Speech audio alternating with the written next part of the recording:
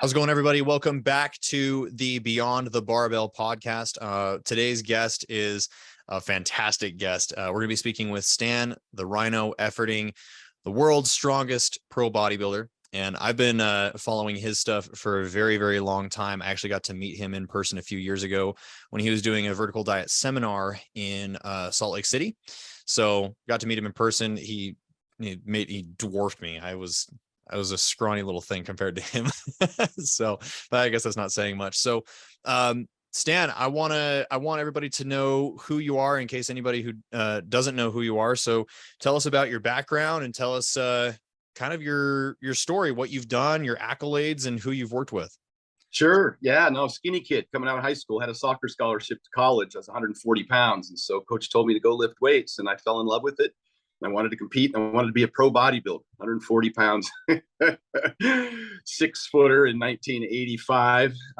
So I just started lifting weights and I absolutely loved it. So I wrapped up my degree in psychology and did some post-grad work in exercise science at the University of Oregon. And I started coaching high school soccer and then started working with the University of Oregon football and track teams. And then was just coaching and competing, and eventually 20 years later, got an IFBB pro card and set some world records in powerlifting. So it was a long, slow drive. And I learned a lot of lessons along the way. We didn't have the internet back then, and we didn't have all the information we do today. And so what I do now is I kind of, I just help people. If I knew then what I know now, I help people avoid some of those pitfalls. And that was kind of the purpose of releasing the Vertical Diet, which is kind of a really comprehensive program that I've been using with my athletes for over 10 years. And it's more than just nutrition, of course. It's everything I learned along the way that was important for weight loss, weight gain, performance, gut health, injury prevention and rehabilitation. Just about everything you can imagine I put in there because I think it's all important. Yeah, I love that. I've purchased every single version of the Vertical Diet to date. The only thing I'm missing is just a physical copy.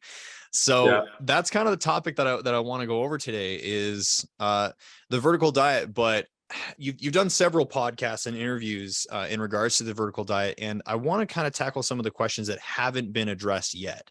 Yeah.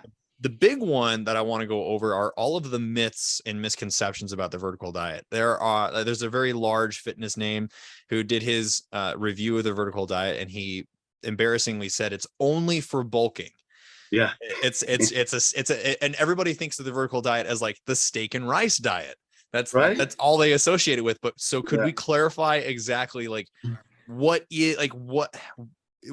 isn't it just the steak and rice diet? Yeah.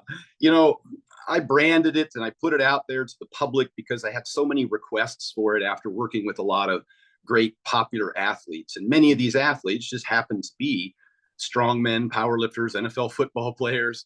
Those were the most popular guys that kind of got me on the map. But behind the scenes, since as far back as the late 80s, I've worked with bodybuilding, figure, physique, and bikini and competition prep. So we've done a lot of diets. And more recently, the vast majority of my clients are actually just dad bods and soccer moms, and the bulk of them want to lose weight.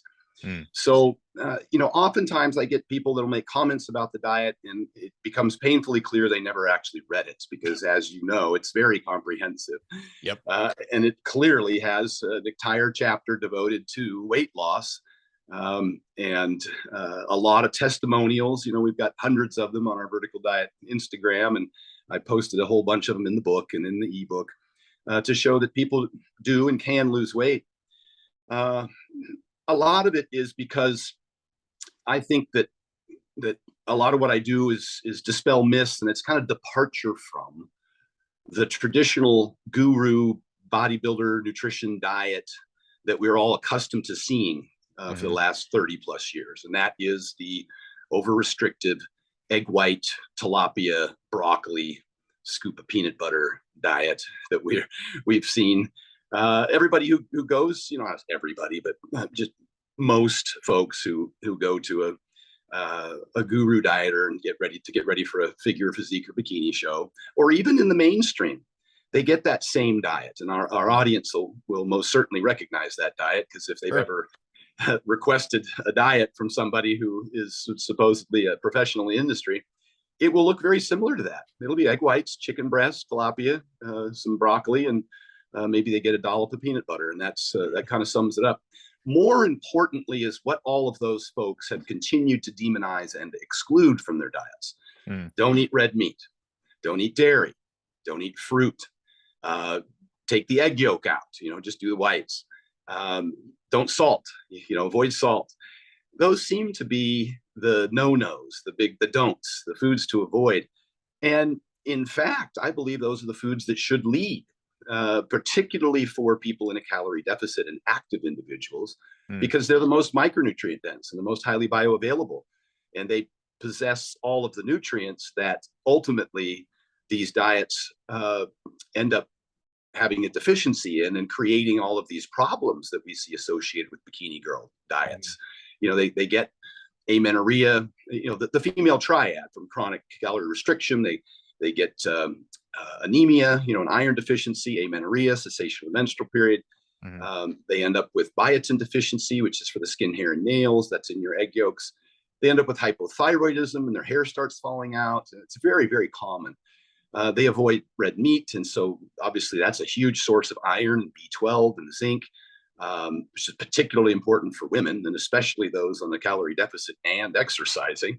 Right. I saw this as far back as in the early 90s when I mentioned I was working with the track athletes at the University of Oregon, and painfully so as recently as a month ago when I was in Arizona working with a high school softball girls team.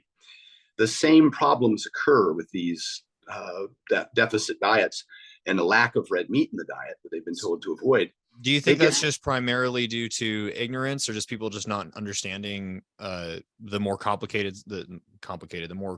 side of nutrition? It might have something to do with the lower calories and the lower fat potentially.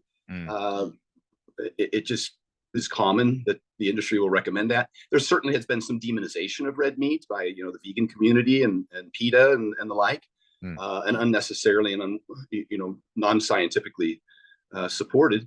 But the big problem again is that this anemia will take place, this iron deficiency, which is one of the most tragic things.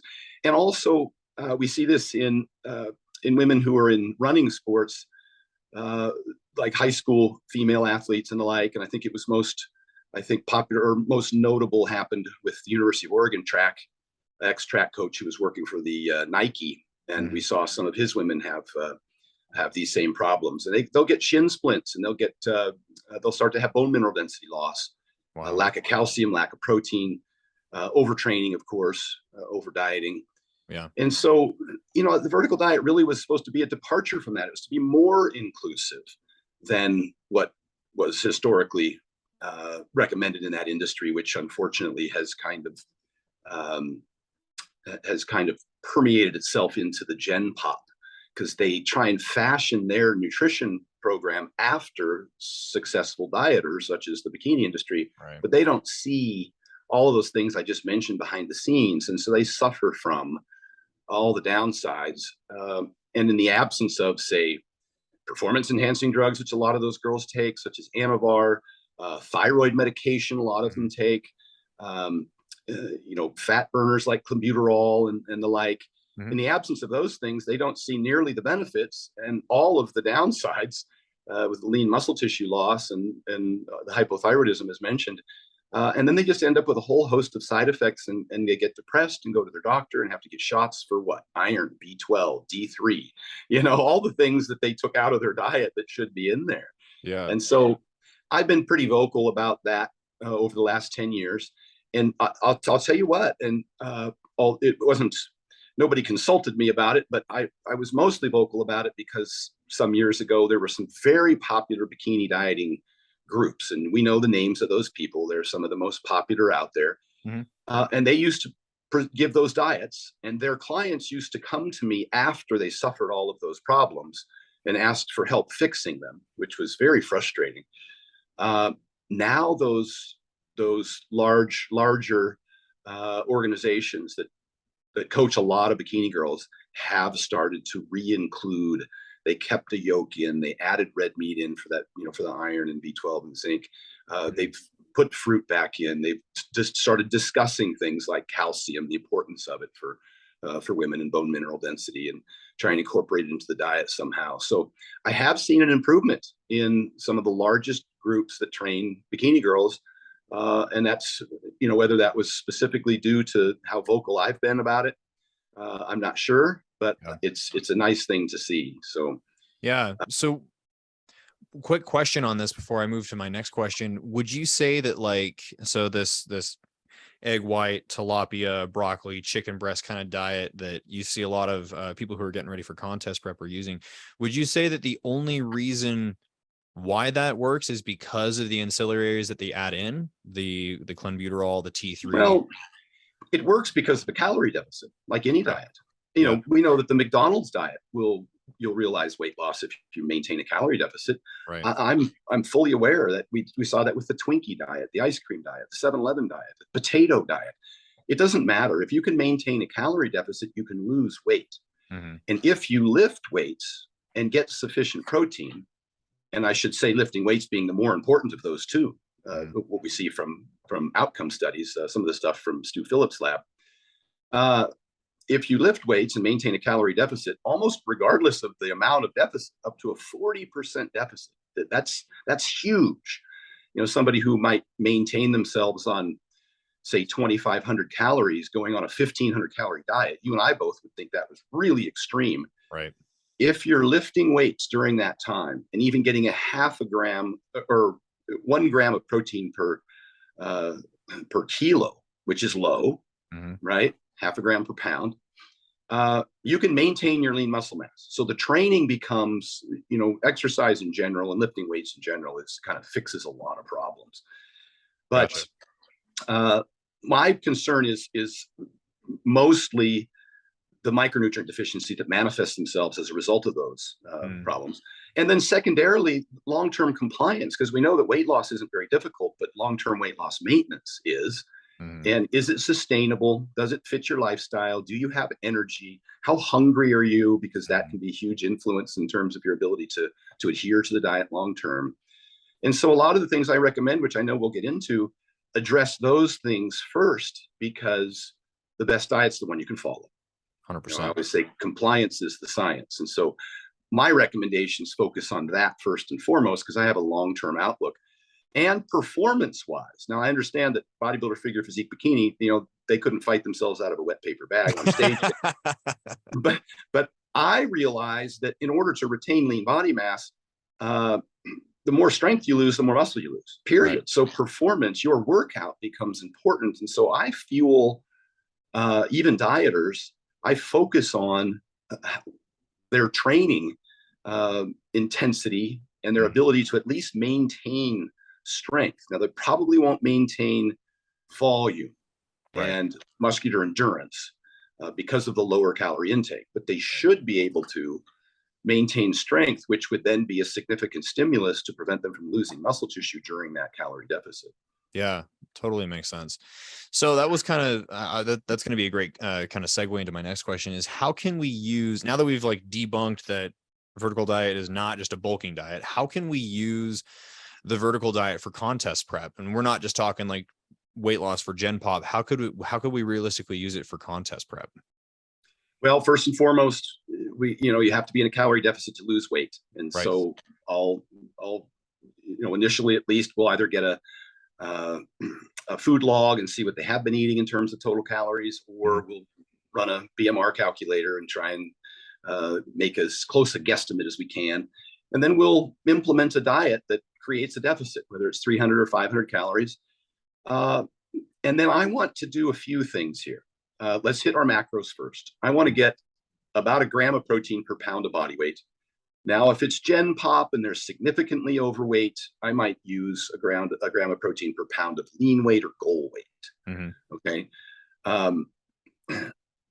Once I get, and as the diet progresses, I might even bump that protein up a little higher for 2 reasons. One, it's satiating. And 2, the thermic effect of food. They'll net out fewer total calories as compared to eating more of fat or carbohydrate in place of that protein. So I'm about 1 gram of protein per pound of body weight. And then I'll start with sufficient fats, which I think is somewhere north of 25% of total calories. For general health, I think for the Gen Pop, I kind of keep it at about 30%. For hormones, obviously, every cell membrane in the body has a lipid bilayer, and it transports nutrients, particularly A, D, E, and K, through the cell. So we don't want to over restrict fats. They are important. Fats beyond which that provide a health benefit do not aid in anaerobic performance. They do not help you with your weightlifting at the gym or any performance exercise that exceeds, say, 80% of your load of your effort. So the rest, to me, and that's how I calculate it, I do 1 gram of protein per pound of body weight, right around 30% of total calories. Then I'll throw in fats at 30% to start. And the rest is carbohydrates, which add up to about 40% of your total calories. And what's interesting is you mentioned earlier, it's just steak and rice. For protein, I get a variety of protein sources, as mentioned. I want to include red meat for all the reasons we discussed, iron, B12, and zinc. For a dieter in particular, I like to use steak because just the satiety benefit, the mechanical process of having to cut and chew and the surface area being greater and causing you to digest it a little slower possibly than, say, a ground beef. I like my athletes to eat their food because when you drink protein, it's not as satiating, and that's important in deficit. So I do want to get a little red meat in there. You can certainly add some chicken in there. It's definitely a high quality protein. Just don't do it in the absence of red meat, particularly for women, and particularly when you're training in a calorie deficit.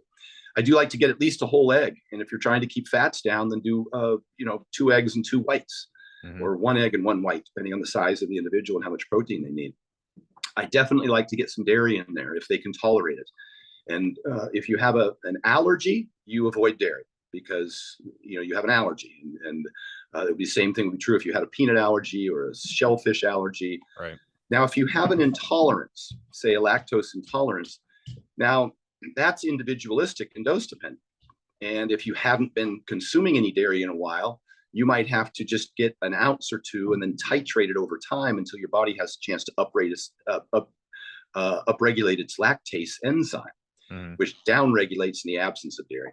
And then you could choose different dairy sources based on the degree of your intolerance. Milk is pretty high in lactose. Yogurt, Greek yogurt in particular, is very low in lactose and has digestive enzymes that can help you to metabolize it. Cheddar cheese, also very, very low in lactose. And now you're moving towards things like, what's the name of that lactose-free milk? Fairlife? Fairlife, another excellent choice that you can utilize. It still has all of the nutrients, the D3 and the calcium. It is a micro-filtered, ultra-filtered whey. And so it's higher in protein, lower in sugar, lower in lactose because it has lactase in it. So those are some options that you can utilize that have, obviously, depending on how you respond, you need 1,000 milligrams of calcium a day. You could get some from spinach, say, but there's also anti-nutrients in spinach that bind to some of it, so it's not as bioavailable. Kale would be another one. You could use eggshell powder. You could use bone-in salmon or sardines. There's options, but you need significant calcium. And it's not just for bone mineral density. It's for nerve signaling. It's for muscle contraction. As you know, the physiology of muscle contraction requires calcium for the firing and relaxation of muscle. So we include that in there. So now I've just described at least 4 different protein sources that I like to see daily in a diet. It's not all steak. And a 5th would, at least twice a week would be your salmon for your omega-3s, as 200 times the omega-3s as, say, a steak. And so I'm really not concerned about grass-finished or grain-finished meat because it's not meaningful in terms of the polyunsaturated fat, the omega-3 content. Although it is higher, it's just not meaningful. So now you got 5 sources, plus if you throw in some, say, oatmeal or some legumes, you've got potentially a 6th source. And we'll talk a little bit about when I do and don't recommend those kinds of things. So we got our protein. The fats are in the proteins. They're in the steak. They're in the salmon. They're in the eggs. I don't really need to add any fats. And that could get itself into a whole new conversation about polyunsaturated fats and seed oils and what have you that we discuss. It seems to be a popular topic now in the industry. I avoid them because I'm allergic to them, and because I don't think that there's any food in my diet I would replace with a seed oil. Right. There's just no nutrient density in that. And the vast majority of seed oils we consume, probably 70+% of them, are in packaged, ultra processed, highly palatable foods, which we shouldn't be consuming. That certainly not at that rate. Right. And then carbohydrates. You mentioned rice. In a diet, most of my athletes that are in a calorie deficit probably never get to white rice because I need them to get sufficient micronutrients first. So they're using potassium-rich carbohydrates. A potato, 1,000 milligrams of potassium in potatoes. It's about twice that of a banana. Fruit, obviously the fiber content, and the polyphenols, and the potassium again. Plus, they're more satiating. I talked about satiety. Boiled potatoes and oranges are at the very top of the satiety index. And first and foremost, compliance is going to depend on how much hunger you can endure and the degree of that hunger. And then we can put some peppers in there for vitamin C. Is twice as much vitamin C in peppers as there is in oranges. Obviously, I mentioned some spinach, and you can make a salad or something. So I usually fill my carbohydrate requirement for dieters using potassium-rich sources first, fruit, potato in particular. And then it's the guys that have a significant, guys or girls, that have a significant amount of muscle tissue, a very high calorie requirement to maintain that lean mass, or a high workload, say a performance athlete that's training twice a day, CrossFit, strongman, football. They're probably going to end up in the oatmeal and rice area there. Just because they need a significant amount of calories that are easy to digest, or they're going to start losing weight and strength. Right. And that's the only thing that's vertical about the vertical diet. Like it's the steak and the rice that you scale when you've met your requirements. And the only reason why we can't scale with those other foods is the issue of the satiety. Agreed. Yep. I use those, and I use rice intentionally because it's not terribly satiating. And I'll even sprinkle a little dextrose on it so you can eat more of it faster and it digests quicker and you're hungry again sooner. So there's a strategy for that. When I presented the diet, I think the most popular presentation I did when I kind of first rolled this out was almost 6 years ago. It was in Iceland at Hafthor Bjornsson's gym. It was one of the first ones I watched. Yeah, everybody in the audience, I catered it to that audience. And those were powerlifters, strongmen, and competitive bodybuilders, men and women both were in the audience. But they were athletes with a very high workload, a lot of muscle tissue, most of them consuming well over 3,000 calories a day, 4, 5, 6, 7,000 calories a day. And so obviously I catered that to them, and and then working with Brian Shaw and Lane Johnson from the Philadelphia Eagles and a host of other strongmen and powerlifters. I think that's how, as we originally rolled out here, I think that's how the myths begin, that it's only for bulking. But now, after having explained, kind of how I design it for bodybuilders, I think the audience starts to understand that I use the same foundation, whether you're trying to lose weight or gain weight. Right. The same variety of protein sources, potassium-rich fruits and vegetables first, and then depending on your calorie demands, I start to put in foods that you can digest and get more calories from. And then satiety becomes a huge issue for dieters, and it also becomes a problem for bulkers. And so I don't use very many potatoes for a bulker because they fill you up and keep you full a long time. And I might switch from fruit to a fruit juice. You see me throw in orange juice instead of oranges when it comes to a bulker. And again, we've just mentioned the white rice and dextrose. So I have a very different path or host of recommendations for people based on what their goals are. Yeah, I love that. I think we've clarified a lot of misconceptions about the vertical diet here.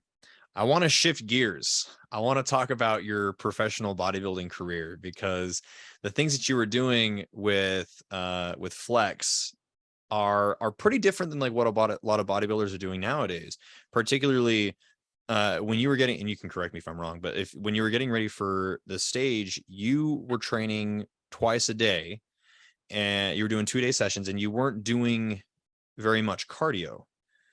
Correct. How did you pull that off? Because again, that's like very different than what we're doing nowadays. Is you do the fasted cardio in the morning, you only train once, you actually train as little as you can. So like what's the, I'd love to hear that. Well, a lot of this I talk about in the vertical diet as well for dieters. More exercise does not equal more weight loss. Hmm. It's not terribly effective. I hate to put a percentage on it, but the vast majority of weight loss comes from calorie restriction. It's just not overeating. And we discussed that in length just now. Uh, when it comes to exercise, people think that they can burn calories or maybe trade food for exercise. It's a really bad plan. Your body tends to compensate, meaning when you go out and crush yourself with exercise, you end up sitting more and eating more. It's called compensation. Exercise activity is probably the smallest number of calories that you burn in a day when you compare it to the other ways that your body expends energy. Right. We talked about total daily energy intake. Now let's talk about total daily energy expenditure. 70% of that's just your basal metabolic rate. A good 15% of that's going to be your thermic effective food. Next up would probably be your non-exercise activity thermogenesis, or maybe I flip those around. Exercise activity might only be 5% of the total pie. And again, there's a downside to that. Your body also will downregulate the number of calories it burns when you're dieting because it's a defense mechanism, and it becomes accustomed to whatever cardio that you typically do and will expend less energy during the course of that time. So if you type into your Fitbit or whatever that you just did 40 minutes of treadmill and you think you burned 600 calories, chances are you might have burned 150. Right. And so we tend to overestimate that energy expenditure. What I find is that when people do cardio, they sit more, and then they get less non-exercise activity thermogenesis, which is much more valuable in terms of the amount of hours in a day that you have the opportunity to use that resource. And that's just walking, cleaning your kitchen, vacuuming your floors, going to the grocery store, parking further away from the store, taking the stairs instead of the elevator. That's all the things, just fidgeting at your desk or blinking is affected by dieting. You tend to downregulate the amount of energy that you expend.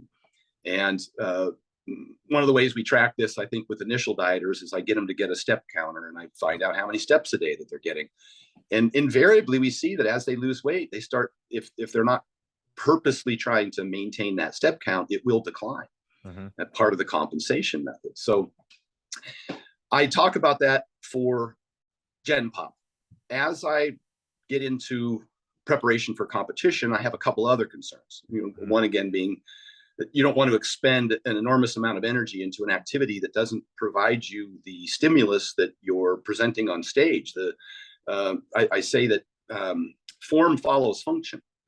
And we see this in all athletes. Look at a marathon runner. What does their physique look like? Look at a sprinter. What does their physique look like? And so form follows function. And so I increase the amount of weightlifting that we do. And I already talked about the fact that maintaining strength is a huge component. You may not be able to maintain as much volume going into a show because of the calorie deficit. And that as you get closer and closer to the show, that gets harder and harder. But you should try and maintain a significant amount of strength. And that would be, somewhere into the 70 to 85% range is what I kind of look for. Sets of 5 to 10, but the intensity needs to be within a rep or two of failure. Right. And once those weights start to decline significantly, you can almost be certain, I'm certain you can verify it with a DEXA scan, however accurate those may be, that you're going to start losing muscle tissue. And so first and foremost, I focus on lean body mass. And so I do more weightlifting and less cardio. I'll do 10-minute walks after meals for digestion, for blood sugar control, for joints and stuff to help with recovery from training. But I don't program in any extensive amount of cardio. I would rather work out more. And so I'll do, as you mentioned, a split. I'll do an AM, PM workout. And I'll break the body part up into, say, push-pull legs. Push day is chest, shoulders, and tries. I'll go in the morning and train chest. And a really aggressive chest program, with keeping your rest periods down to about 2 minutes, you're probably done in 35 minutes. And then you go back at night, you do shoulders and triceps for another 30 minutes. So I'm not talking about an hour in the morning, an hour at night. I'm talking about whatever it takes to accomplish what I like to say, and what I have in the book. I put a a really good diagram or a chart in there. I think it was by Brett Contreras or Brad Schoenfeld, I'm not sure which one. But it is evidence-based guidelines for hypertrophy. And it talks about frequency, volume, load, minimum effective volume, maximal recoverable volume, those kinds of things, rest period, intensity. So I walk through all of that in great detail. And so obviously we try and design a pre-contest program that's compliant with the best type of training that would most likely build muscle. We'd still like to build or at least maintain as much muscle tissue as possible going into a show. Because you said that you recomped when you were doing your 2-a-days. I did. I ended up with the amount of volume that I was doing with flex. I actually ended up gaining a little muscle. And again, to go back to Stu Phillips' research, they did a 40% calorie deficit and actually lost 10 pounds of fat and gained 2 pounds of muscle on that program. So, and that was with 0.8 grams of protein per pound of body weight. Wow. At 0.5 grams of protein per pound of body weight, they gained no muscle, but they didn't lose any. Right. And they still lost the 10 pounds. And so I'm just saying it is possible. We kept our protein up at about 1.2 grams per pound. We did eat with greater frequency, but I was training twice a day. I mean, I had at least 6, possibly 7 meals a day. And I was eating over 3 pounds of steak a day. It was top sirloins. It was very lean. And lots of rice, potato post-workout, potato and chicken, a lower fat diet with plenty of potassium post-workout. So Flex kind of introduced me, I think, the best success I ever saw was utilizing those programs back in 2008 and 2009 with Flex. That's kind of why I still preach that today, is because it's what worked best for me after over 20 years of competing. I saw unbelievable results. Another thing that he had me do, and I talked a lot about maintaining strength, he had me stop powerlifting because I was always kind of a what would you say, a power builder.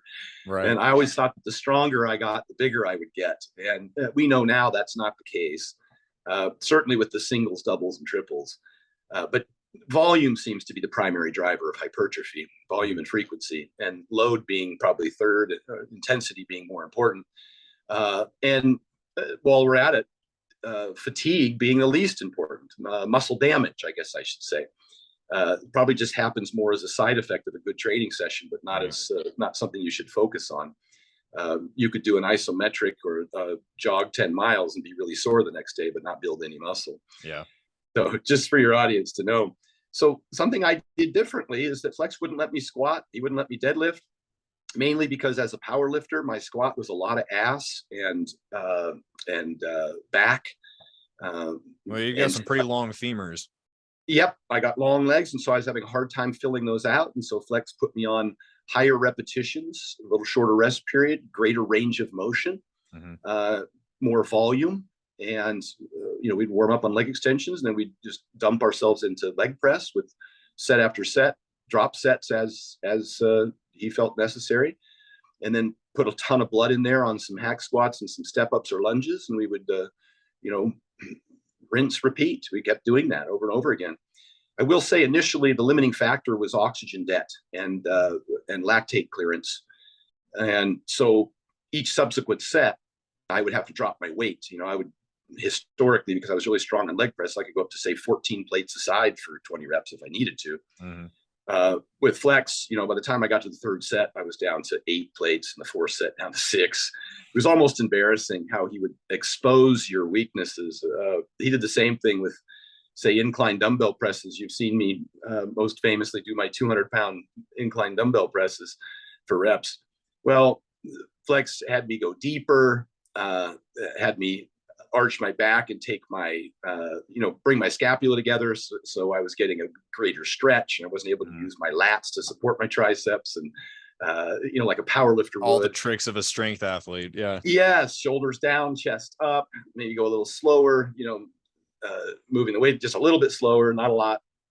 And of course, pre-exhausting at that. So we did a lot more dumbbell work and no flat bar. We did no deadlifts. The range of motion isn't there, meaning that you don't see a significant angle in the knee. The quad isn't in the lengthened position. That range of motion is pretty important for stimulating hypertrophy. We're seeing now and more and more of the research to suggest that the bottom half of the movement is more important than the top half for hypertrophy purposes. And So all of that together, eliminating some of the really heavy short range of motion stuff that recruited multiple muscle groups, and isolating more sets, more reps, more frequency, more range of motion, a little shorter rest period, never less than 2 minutes. Otherwise, we're down into muscular endurance, and I think the research is showing us that that's not ideal for hypertrophy. Somewhere between 2 and 3 minutes, depending on the size of the exercise. Meaning, legs obviously might need 3, biceps probably 90 seconds be fine. Sure. So that's how we broke it up: push, pull, legs, Monday, Tuesday, Wednesday. We actually just repeated that Thursday, Friday, Saturday. Now, of course, at the time, that's all I was doing was training.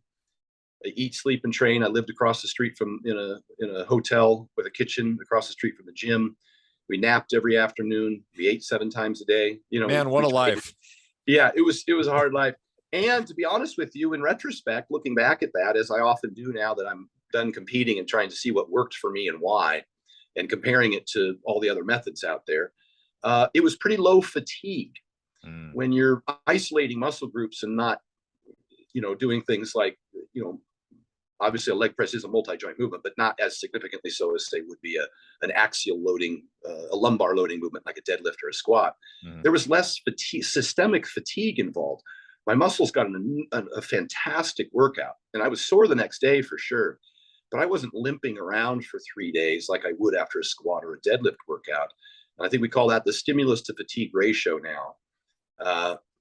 A lot of the movements, I think, lent themselves well to hypertrophy with less fatigue, bodybuilding style. And then we didn't do any cardio. I took a 10-minute walk after meals. Didn't do any cardio. I found historically, particularly for my body type, and again, I go back to form follows function. And I don't know how much of this is an interference effect. There seems to be some disagreement in the academic industry as to how substantial that is, how significant the interference effect is. But I would get thinner. My legs would especially lean out when I started doing a bunch of cardio. And so I wanted the stimulus to consistently be that of hypertrophy. If I was moving my legs, I wanted to move them to a great range of motion, under load, and get a great pump. An example of this was immediately following getting my pro card. When I trained with Flex in 2008, 2009, I competed and won my pro card. Then I went directly from San Jose, where I was training with Flex, and I moved into an extended stay in Sacramento and started training with Mark Bell. Yeah. And we started powerlifting. 7 weeks later, I did a powerlifting meet where I set the world record. I beat Konstantin Konstantinov's 275-pound world record. 7 weeks after being, probably 5%. I mean, it was the leanest I'd ever been training with Flex. I won and got my pro card. I was super, super lean and shredded. Most of those black and white pictures, the whole layout and muscular development was all taken the day after that show. And it's ridiculous how those pictures are insane. You look like just a monster. I was really, really lean, leanest I'd ever gotten in my life, but I'd also been able to maintain more roundness and fullness in my muscles as a result of the program. I kept plenty of carbs in, obviously, got lots of protein, ate a ton of steak, and then did that training program. The story is this: in that 7 weeks, I put on over 35 pounds. I went from, say, high 240s up to north of 275, 280. I lost over an inch on my legs. How is that even possible? And I had very quickly worked up with Mark Bell to where we were box squatting and squatting. I mean, there's plenty of videos out there showing me doubling an 800-pound squat. Yeah. How do you go from leg pressing 6 plates aside for 20 reps to squatting 800 pounds 6 weeks later and losing an inch on your legs while gaining 35 pounds? That's pretty wild. Yeah. And it tells you everything you need to know about, at least me specifically. And I wouldn't contend that would be the same for everyone, about how those rep ranges, when I talk about singles and doubles and triples, can affect hypertrophy, form follows function, how your body responds. And my muscles would get leaner and stronger. I don't want to use the word leaner, but smaller, just in the absence of all that volume. That was the effect it had on me. And so I'm cautious for somebody with my body type that, and I do make this recommendation even to people who are lifting heavy weights to be careful that movement is consistent with a hypertrophy stimulus. Yeah. Like I say, deadlifts. I don't program deadlifts into any bodybuilder's program anymore. My back is probably largely because of deadlifts. I would presume, because I deadlifted a lot over the years, but my legs never grew from that. Mm-hmm. So I want to get your thoughts on this, because I see a lot of people, particularly on TikTok, that confuse this concept of that, like, heavy loads, these 1 to 2 rep maxes aren't particularly conducive for hypertrophy. But we look at guys like James Hollingshead, Jordan Peters, like these just mass monsters who are also extremely strong. So would you say that, like, even though that we're not training in like those lower rep ranges, we still have to train hard? 100%. I think if you look at Schoenfeld's research, you can get the same hypertrophy from 5 to 30 reps, anywhere from 40% of your 1 rep max up to 85% of your 1 rep max. When you get into singles and doubles, I think you're going to have a lot of problem generating enough volume, which we already talked about being a better driver of hypertrophy than just load. Obviously, mechanical attention is important, but that entire range satisfies that. You could do 5 reps at 85% of your 1 rep max, or you can do 20 reps at 50% of your 1 rep max. You're going to get a similar hypertrophy response. As in dieting, when I say that, the McDonald's diet works, but it's not very satiating, and the likelihood you'll maintain it long term, when you're doing 85% loads, the likelihood you're going to maintain that fatigue for very long. Obviously there's a greater exposure to injury risk, which isn't high with lifting anyhow, but you're certainly going to have a lot more fatigue, which is going to impact frequency and volume. And those are better drivers of long-term, hypertrophy results. So I do put in a top set once a week, a top set of 5. I don't go to singles or doubles for bodybuilders. And I also put in an AMRAP at the end of a workout. I just try and get, a lighter weight for 20 plus reps to get a real good pump, just because you kind of want to work in all of those ranges, slow twitch, fast twitch, to potentially stimulate, all of the potential growth that you can get. Yeah. But I'm cautious with the stimulus to fatigue ratio, and sometimes the 20s can be pretty darn fatiguing too. Yeah. Well, yes, they are very fatiguing. Yeah. So let me ask you this, because for everybody who's gotten ready for a contest, the 2 weeks out, like the 14 days leading up to your show, you're pretty miserable. So with this style of training, with how high your carbs were, how were you feeling? Like, were you feeling that kind of like just bogged down exhaustion leading into the show, or how? Like, I'm curious how your biofeedback was. It wasn't bad. And again, I think it's because I had a pretty good diverse diet. I kept fruit in, I kept rice in, I kept carbs in particular. I timed most of them around workouts, so I could still get good workouts in. Sleep was a huge component. I was sleeping 9+ hours a night, napping every afternoon for about an hour. I was fortunate in that regard, and I've done a video called "Why I'm a Hypocrite," because I wouldn't have been able to do that without the time and the resources. Who can hire Flex Wheeler, move into a hotel with a kitchen in it, directly across from the gym, and spend 3 months just eating, sleeping, and training and doing nothing else. No kids, no mortgage, no job. That was a pretty unique opportunity for me, and it was probably the only time that I've ever. That summer when I worked with Flex, and then following that with Mark, that I really committed to that. And look, the results speak for themselves. It's how much can you pour into this? You're going to get out of it what you can put into it, and within the confines of your, the constraints of your lifestyle, your job, your family, whatever other things you've got, you kind of got to give it everything else.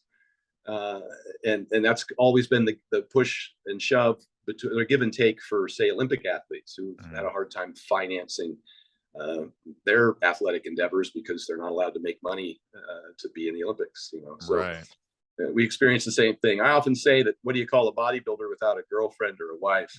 And I say homeless. Yep. Yeah, and hungry. So.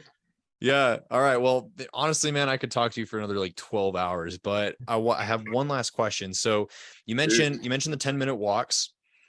What if cardio was necessary for contest prep, if at all, if you do things correctly? What kind of cardio would you suggest if it would be necessary? Yeah, and I talked about this in the Iceland seminar, I talked about hit under load. And I got some pushback because I was discussing EPOC, excess post-exercise oxygen consumption. Mm-hmm.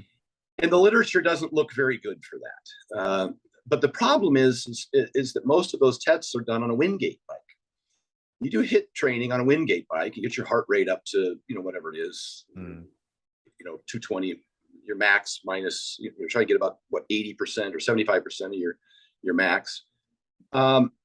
We had hoped for a while there. We had when I say we, the industry had talked about possibly that burning more calories in the hours after training than there's a whole franchise built around that concept. Yeah. And again, when you're using a cardio form of hit, like a Wingate bike or sprinting stairs or, whatever, a bicycle, it doesn't seem to be significant. It's not meaningful. But we are seeing when you lift weights with a significant amount of intensity, you do have an elevated calorie consumption following training for an extended period of time. And so when I talked about hit under load, I was talking about 20s with legs, doing 20 rep sets of leg presses, kind of the, who talked a lot about this? John, I think Perillo might've talked about this some, and then Mountain Dog training, talked about this quite a bit.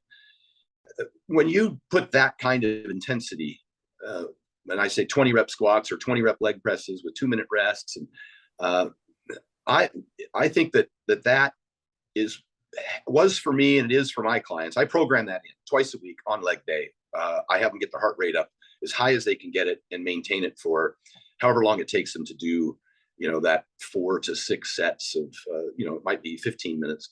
Yeah. They wake up the next morning and they're like, damn, I'm just like stone. I'm just hard as you can almost see the things popping out in your abs. This is just, my anecdote and my testimonials from my clients. And we are starting to see some research with respect to loading and EPOC for loaded exercise as opposed to unloaded. Again, Wingate bike. I oftentimes try and back into the equation and find plausible mechanisms of action. We all like to see the biochemistry and try and explain why things work. But I'm outcome oriented as well. And when you've competed as long as I have and worked with as many clients as I have, and it's been as effective as it has been, maybe they're just working harder because I've requested that they do that and just exerting more energy. Well, you said something once that it's not sports science, it's sports history, because things that are working, sports science won't figure out why until like 30 years later. And you know what? Hats off to the academics for acknowledging that. The Alan Argons, the Brad Schoenfelds, they'll all say, look, the bros were right. What the majority of them happened upon, Flex before me, Lee Haney before him, Vince Garanda long before him. What they've happened upon, and a lot of the things that are in my book, I'm not a guru. I didn't invent this stuff. I just look back and say, where did we go wrong? Vince Garanda was recommending steak and eggs and iodine from kelp back in the 60s, and I've got cranberry juice in there because I want iodine, because you sweat it out, and yes, you need it. So I'm just saying that having been through everything I've been through and read everything I've read and studied everything I've studied and worked out with all the people I've worked out with and trained all the people I've trained, that I just found that some of these things are necessary or are more beneficial than others. They're not magic. The foundation's still the foundation, sleep, eat, train. So, I guess if I had to say, if there was a type of cardio, it would certainly be LISS. It would be, zone 2 or, and it would be, I would like the most of it to be a neat 10-minute walks or just stay on your feet all day. I get clients that come to me and they're already on such a calorie deficit that I can't fathom lowering it anymore. Right. They're already doing 45 minutes twice a day of cardio, and I can't fathom increasing that. And so my recommendation is neat. I'm like, just stay on your feet all day. As much as you can, just stay on your feet and stay cool, as cold as possible. Turn your air conditioning on, sleep in a cold room. And they might be little things, but at that stage, like you said, 2 weeks out, a month out, there's not a lot else you can do without crushing them and potentially compromising a lot of muscle tissue in a very short period of time, which often is what happens when people try and over manipulate things the last week. Yeah. So it's like a very, very last resort. We've tried everything else is when you would implement any kind of dedicated cardio. Yeah. Before that, before I would have done 45 minutes twice a day of cardio, I would have had them walking and staying on their feet. I'd have gotten 12,000 plus steps out of them long before, just throughout the course of the day before I'd put them on a treadmill, mainly because, again, I'm concerned about the interference effect and how much leg mass are they going to lose from that. And again, that's not agreed upon. There are academics in the industry suggest that interference effect is not meaningful. But in my experience, I guess it would depend on the athlete. Some of them, when I see guys that do keto and do well, they're usually the kind of freaks that have muscle to lose and just have a hard time getting in shape. And mostly because they overeat. The Kai Greens of the world were famous for just overeating. And so you'd have to put him on some ridiculous diet and, maybe keto, just to try and curb the likelihood that he would overconsume. Not that carbs are bad, or not that there's an insulin fairy or monster out there, but just because people tend to overeat if you don't restrict. And that would be, again, short term for that specific population, because I would never want to implement a diet program that wasn't consistent with somebody's lifestyle that couldn't be adhered to long term if it were Gen Pop. Yeah. Man, like I said, we could go on for a long time, but this has been fantastic. So where can our audience find more information about you? How can they get in touch with you? And like, where can they get the book? Like, spill it, man. Everything's at Stan Efferding. So stanefferding.com is my website, and I have my Vertical Diet 3.0 ebook, which is the third iteration, the update, and I provide updated copies for free to anybody who bought a previous version. So it's kind of a living document of sorts. At Stan Efferding is my Instagram. Stan Efferding is my YouTube. And as you mentioned, there's a lot of rants on there that are kind of fun. I haven't done one in a while because I've pretty much covered everything, and I hate making shit up. And so they still, I think they're still just as relevant today as they were some years ago when I published all of them. And so that's how you get me. And then people send me DMs all the time on my Instagram. I'm pretty good at responding to those.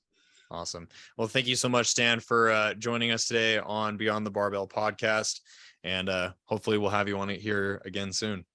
Great. Thanks, brother. Appreciate it. Thank you.